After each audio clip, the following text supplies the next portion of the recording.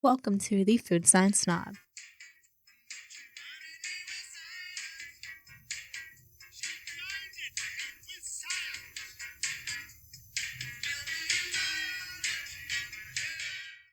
Hey guys, it's Ariel, and I'm back in an actual studio now, so hopefully the audio quality will be a lot better. Okay, so let's just dive into this episode. So, it's happened to all of us. You're at the supermarket, you're buying vegetables, produce, whatever it is, and you're faced with the inevitable choice. Should I buy regular or should I buy organic? Well, it's actually quite a surprisingly complex question.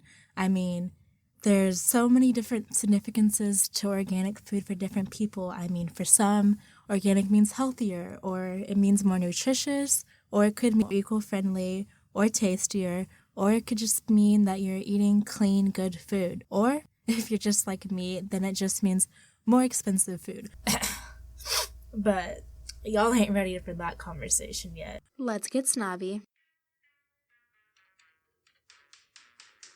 Okay, the organic food business is booming, y'all. I mean, according to this Hartman group, about 70% of Americans today buy organic food occasionally. And the reason for this, they state, is everyone wants natural food that's better for them and better for the environment. But buying organic food can cost you as much as 50% more than regular food. So, is it really worth it? Keep listening to find out. So, a 2019 meta-analysis, which is basically just a study of other studies, found that there was no nutrient difference in organic food versus conventional food. But that was just the first major study.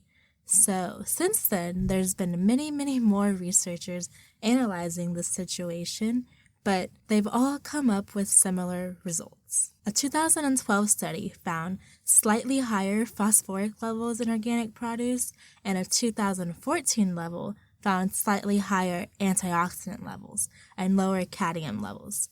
But those differences weren't that spectacular, and they certainly don't justify this 50% more price. Basically, what I'm saying here is there is very little significant evidence to support that organic food has great health benefits. Okay, but before I get too ahead of myself here, let me slow it down. I mean, what really is organic food anyway? Well, if you don't know, before October 2002, states followed varying rules for certifying and labeling organic products.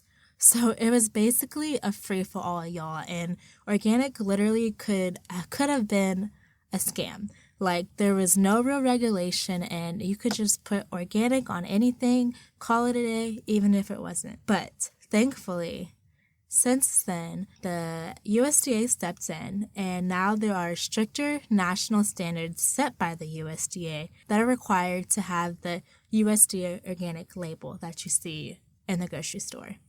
So, in order to be USDA organic, your food has to contain at least 95% organic ingredients, and a government-approved expert has to inspect the farm where the product is made. And however, despite popular belief, organic farms do use pesticides. Wait, what?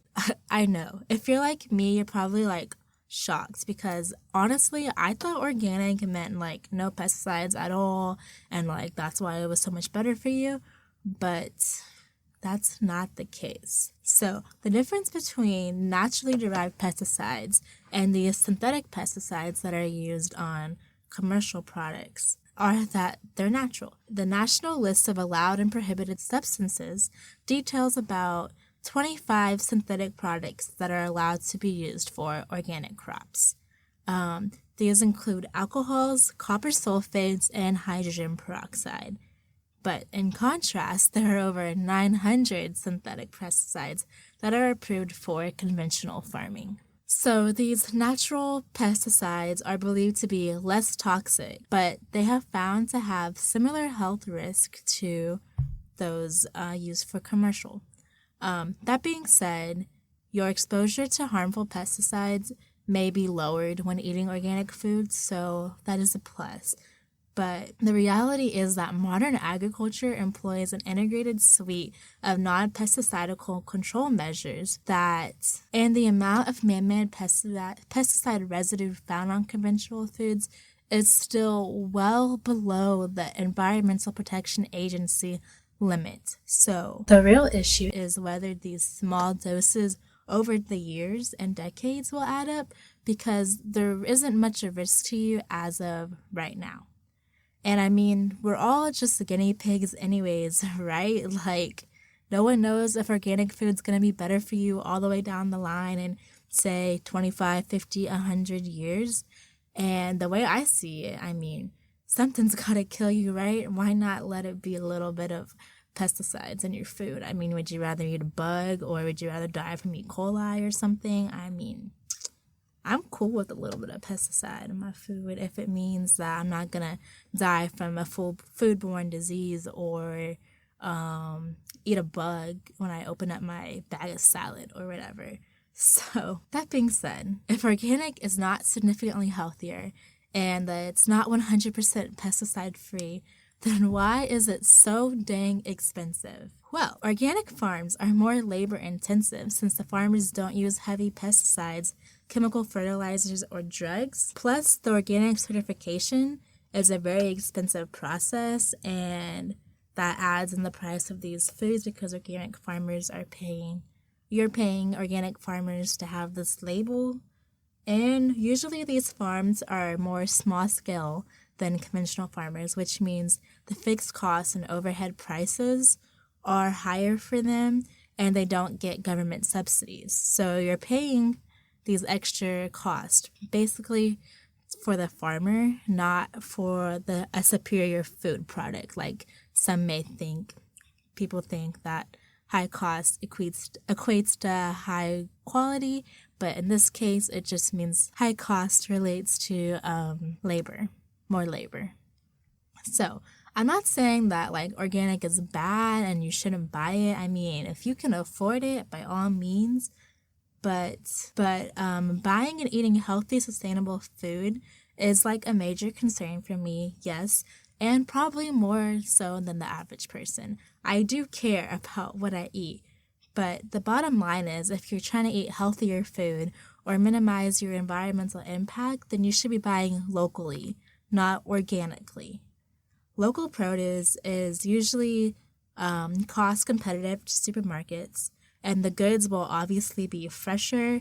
Less CO2 is being emitted through transporting, and local producers are generally more happy and available to answer questions about the product that you might have. So whether your issue is a fear of bad bacteria or pesticide residue or any other reason that might draw you to these organic foods, it's been agreed that the best way to protect yourself is to thoroughly rinse your fruits and vegetables under running water. You should even wash items with inedible skins like melons and citrus fruit, because cutting the rind with a knife can cause the bacteria to get inside the food product. Keep that in mind.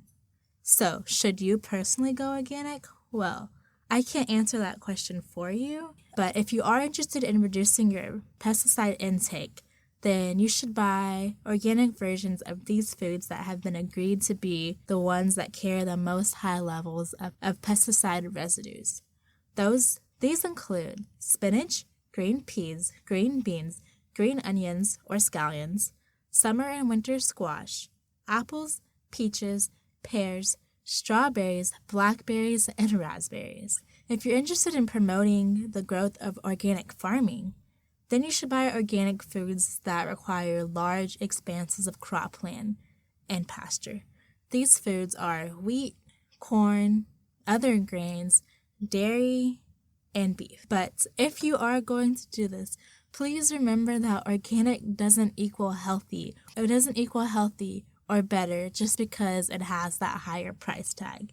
I mean, making junk food sound healthy is a very common marketing ploy in the food industry, but organic baked goods, desserts, and snacks are usually still high in sugar, salt, fat, and calories. It always pays to read the food label carefully and know the nutrition facts for yourself before deciding if a food is good for you.